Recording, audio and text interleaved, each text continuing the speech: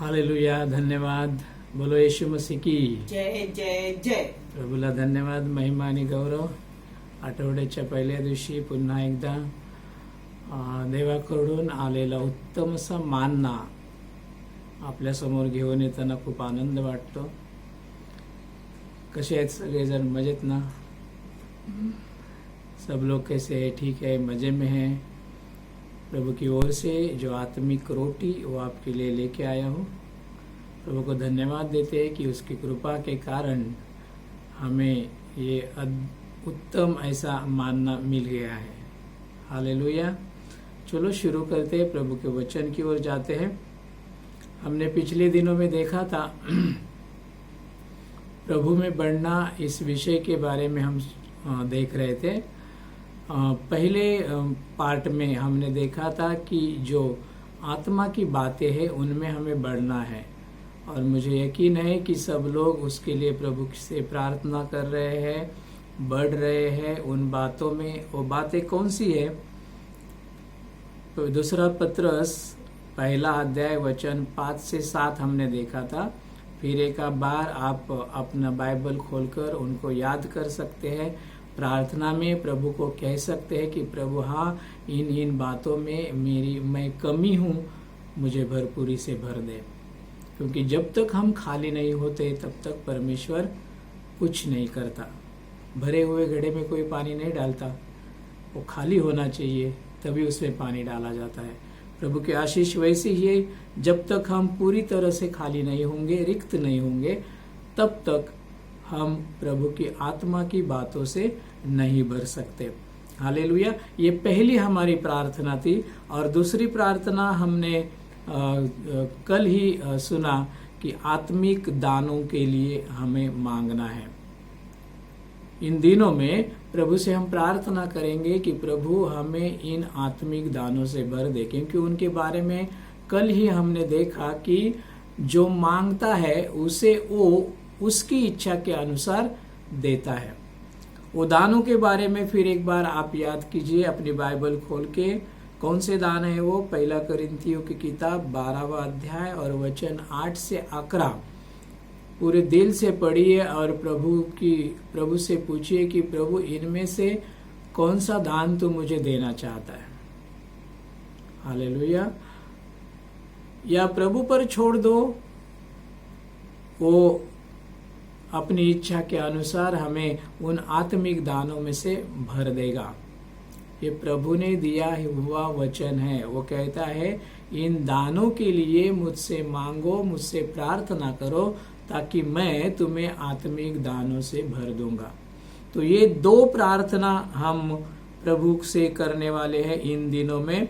और इसके आगे इन सब बातों के बाद आने वाले दिनों में प्रभु हमारे लिए बहुत ही बड़ी आशीष देने जा रहे हैं. पता है कौन सी? योएल भविष्यवक्ता ने कही हुई भविष्यवाणी. योएल की किताब में 2 अध्याय और वचन 28 से 32 हम पढ़ेंगे.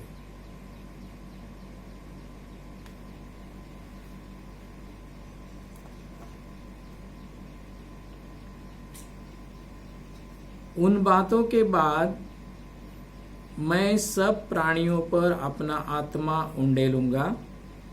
तुम्हारे बेटे बेटियां भविष्यवाणी करेगी, और तुम्हारे पुरनिये स्वप्न देखेंगे, और तुम्हारे जवान दर्शन देखेंगे. तुम्हारे दास और दासियों पर भी मैं उन दिनों में अपना आत्मा उंडेलूंगा. मैं आकाश में और पृथ्वी पर चमत्कार अर्थात लहू और आग और धुएं के खंभे दिखाऊंगा. योएल भविष्यवक्ता हमसे कहता है की पहा त्या दिवसात मी सर्व मानव जातीवर आपला आत्मा ओतून देईन. तुमचे मुलगे आणि तुमच्या मुली भविष्यवाणी करतील, आणि तुमची लहान लहान मुलं जवान स्वप्न पाहतील, जवान दर्शन देखेंगे आणि तुमचे दास आणि दासी त्यांच्यावर सुद्धा मी आपला आत्मा ओतून देईन। हालेलुया। वचन ठीक से हम पढ़ेंगे, उसके ऊपर चिंतन करेंगे, मनन करेंगे। आखिरी दिनों में प्रभु का आत्मा सारे मनुष्य जाति पर उंडेला जाएगा। सिर्फ हम ही नहीं बल्कि हमारे बच्चे, हमारे जवान और बूढ़े और परमेश्वर की ये बूढ़े, इन पर भी ये आत्मा उंडेल दी जाएगी। हालेलुया। इसलिए मैं शुरू से जोर दे रहा हूं कि उन आत्मिक बातों के लिए प्रभु से प्रार्थना कीजिए। दूसरी, आत्मा की दानों के लिए प्रार्थना कीजिए, ताकि आने वाले दिनों में परमेश्वर इस वचन के अनुसार हमारी भेंट ले। कितना बढ़िया वचन है, देखिए। किसी को प्रभु खाली नहीं छोड़ने वाला। कलीसिया में जितने भी बच्चे हैं, जितने भी जवान हैं, जितने भी बूढ़े हैं, उन सब के ऊपर परमेश्वर कहता है कि मैं अपनी आत्मा उंडेल दूंगा। तो कितनी कितनी बड़ी आशीष परमेश्वर हमें देना चाहता है। देखो, पूरी दुनिया में आज महामारी ने हाहाकार मचा दिया है। बहुत ही बड़ी विपत्ति है ये। लेकिन बाइबल में हम पढ़ते हैं कि जब भी किसी बड़ी विपत्ति आती है तो उसके बाद परमेश्वर की आत्मा और तेजी से और सामर्थ्य से दुनिया में काम करती है। और आने वाले दिनों में ऐसा ही होने वाला है। इस महामारी के बाद परमेश्वर अपने लोगों के ऊपर, भविष्यवाणी योएल ने की है कि परमेश्वर अपने लोगों के ऊपर अपनी आत्मा उंडेलेगा। और किसके ऊपर? सिर्फ दासों के ऊपर नहीं, सिर्फ चुने हुए लोगों पर नहीं, बच्चे, जवान और बूढ़े, हालेलुया, सब के ऊपर। और ये भविष्यवाणी आने वाले दिनों में पूरी होने जा रही है। तो उसके लिए इन दिनों में हम बहुत ही तैयारी करें, ताकि परमेश्वर की आत्मा हम पर उतर आए। प्रभु ने जितनी भी भविष्यवाणियां की है वो सब पूरी हुई है। हालेलुया। अपने चेलों से जैसे उसने कहा था वैसे ही हुआ था। क्या कहा था? यूहन्ना की किताब में देखिए 14वां अध्याय और वचन 18 में उसने कहा था। यूहन्ना 14 और वचन 18।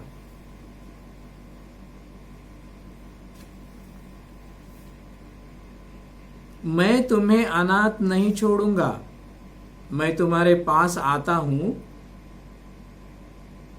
ये वचन परमेश्वर हमसे कहता है। क्या कहता है वो? मैं तुम्हें अनाथ नहीं छोड़ूंगा। किसे कहता है ये? अपने चेलों से। जबकि वो उनके साथ तब था, तो फिर प्रभु ऐसा क्यों कहता है कि मैं तुम्हें अनाथ नहीं छोड़ूंगा? क्योंकि वो कहना चाहता था कि जल्द भी मैं इस दुनिया को छोड़कर जाने वाला हूं, और जब मैं इस दुनिया को छोड़कर स्वर्ग में जाऊंगा तब मैं पिता से प्रार्थना करूंगा, और उसके बाद मैं दूसरा पाराक्लेत यानी आत्मा तुम्हारे लिए भेज दूंगा। तो इसका मतलब ये हुआ कि प्रभु को स्वर्ग में जाना जरूरी था। हालेलुया।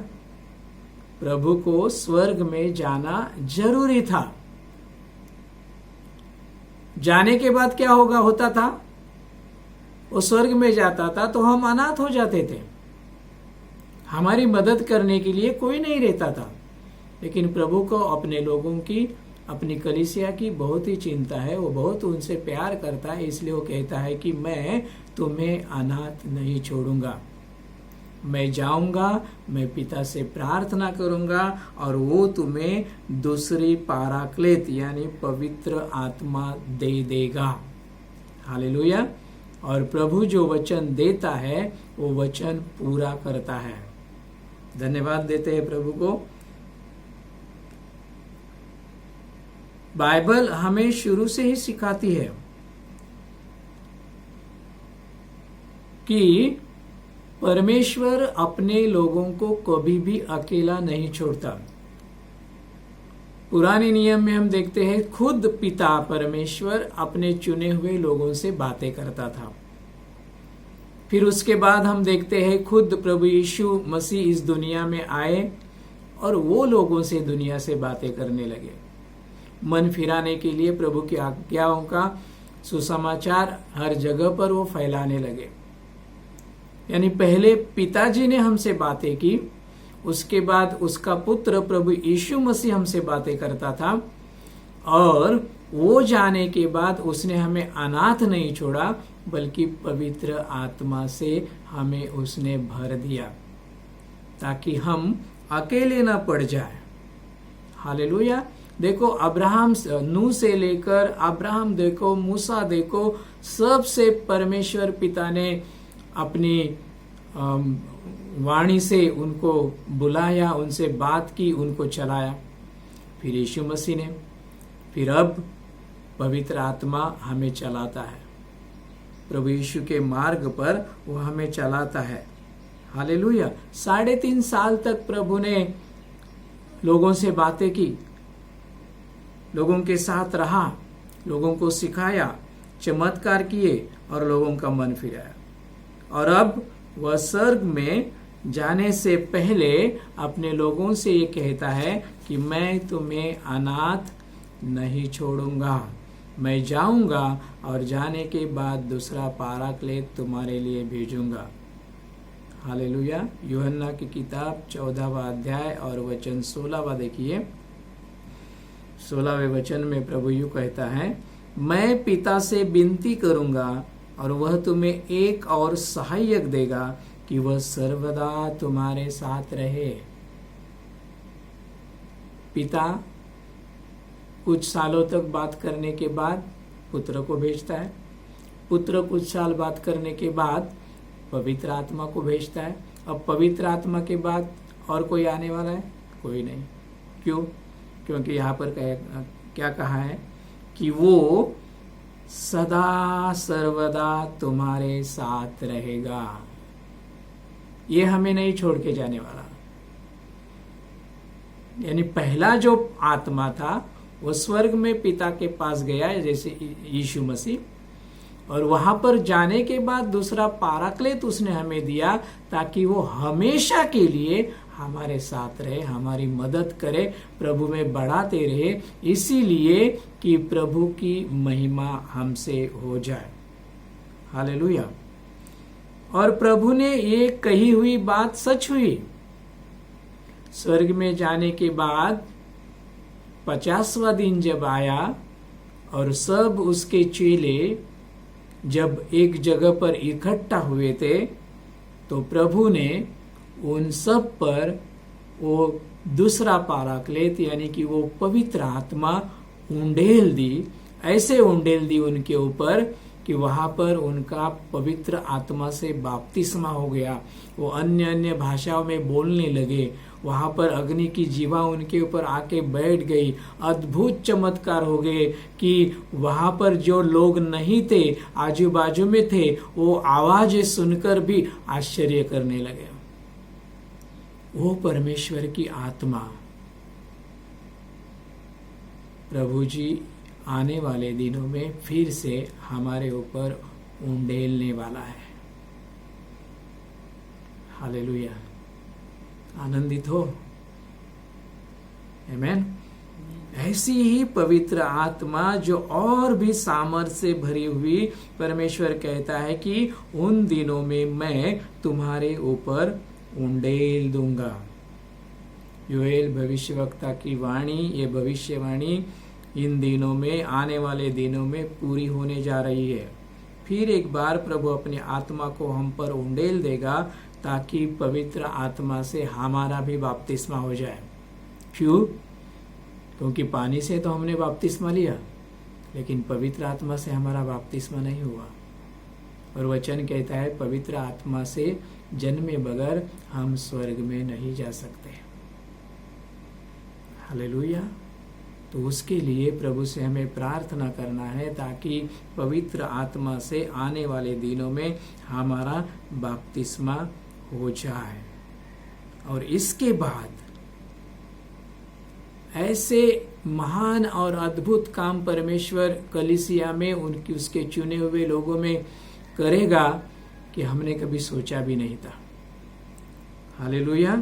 कैसे काम करेगा वो देखिए, प्रेरितों के काम 2 अध्याय और वचन 17 और 18। प्रेरितों के काम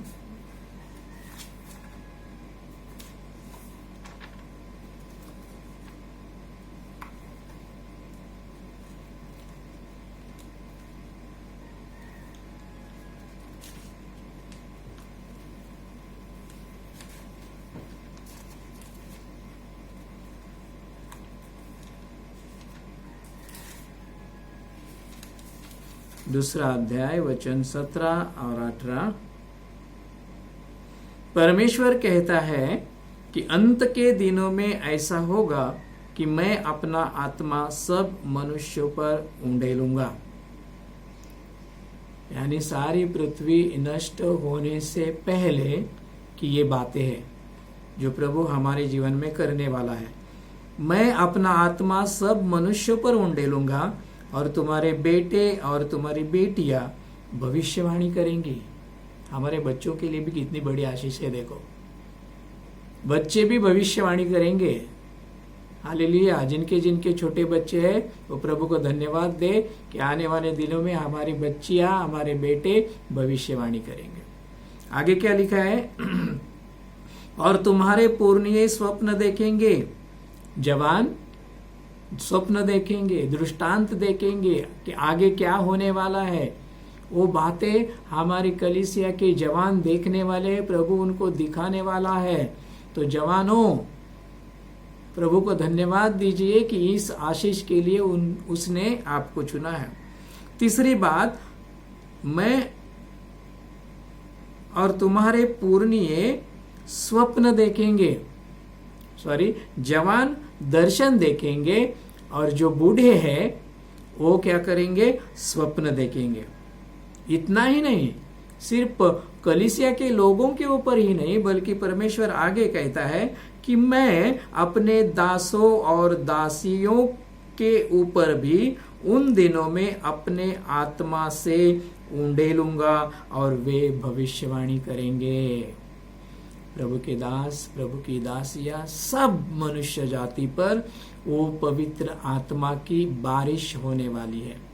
वो पवित्र आत्मा उंडेल दिया जाने वाला है। और तब क्या होगा? लोग इतने आश्चर्य कर्म करेंगे कि दुनिया को उनके ऊपर विश्वास करना ही पड़ेगा। हालेलुया। तो आने वाले दिनों में परमेश्वर हमारा उपयोग करे, उसके काम में हमें लाए। इसलिए इन दिनों में हमें अवकाश है, हमारे पास समय है कि हम प्रभु से इन आत्मिक बातों के लिए मांगते रहे। पृथ्वी क्या 19वें वचन में देखो क्या लिखा है? और मैं ऊपर आकाश में अद्भुत काम और नीचे धरती पर चिन्ह। आकाश में भी अद्भुत मैं काम दिखाऊंगा और धरती पर मैं अद्भुत चिन्ह करूंगा। कैसे अद्भुत चिन्ह होंगे वो? प्रभु के लोग मरे हुओं को भी जिंदा करेंगे। हालेलुया। ऐसे अद्भुत चिन्ह। वहां पर क्या लिखा है? लहू यानी जीवन, मरे हुओं को हम जीवन देने वाले होंगे। अग्नि यानी सामर्थ्य से भरी हुई आत्मा से हम हर चिन्ह और चमत्कार करने वाले हैं। ऐसी आत्मा इन दिनों में प्रभु अपने लोगों के ऊपर उंडेलने जा रहा है। क्या आप तैयार हो? हालेलुया।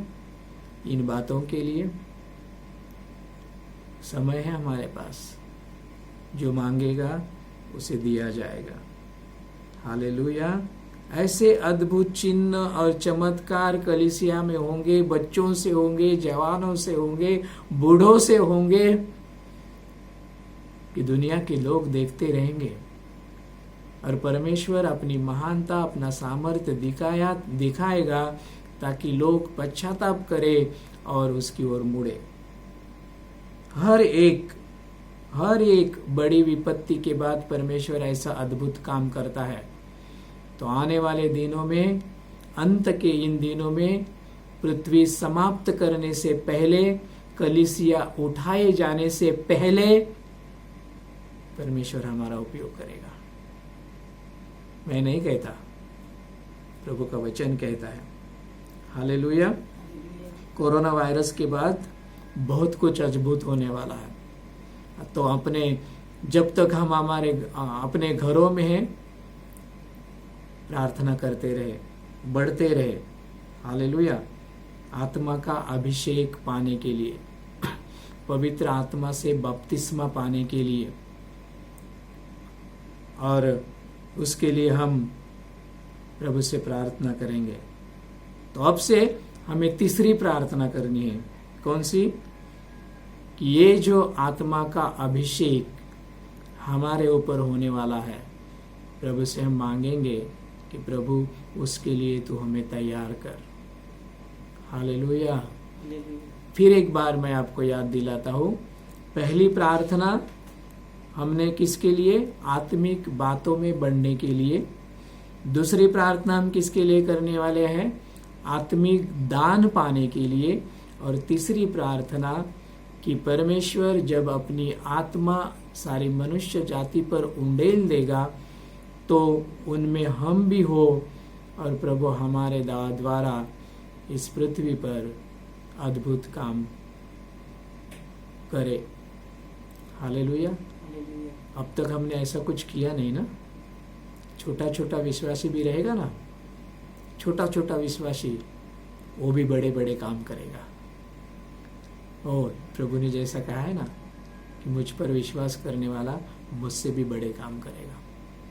तो इन दिनों में प्रभु से प्रार्थना करेंगे कि प्रभु हाँ, उसके लिए हम अपने आप को तैयार करते हैं। तेरी कृपा से, तेरी दया से हम सबको तू भर दे। यीशु के नाम में धन्यवाद। आमीन।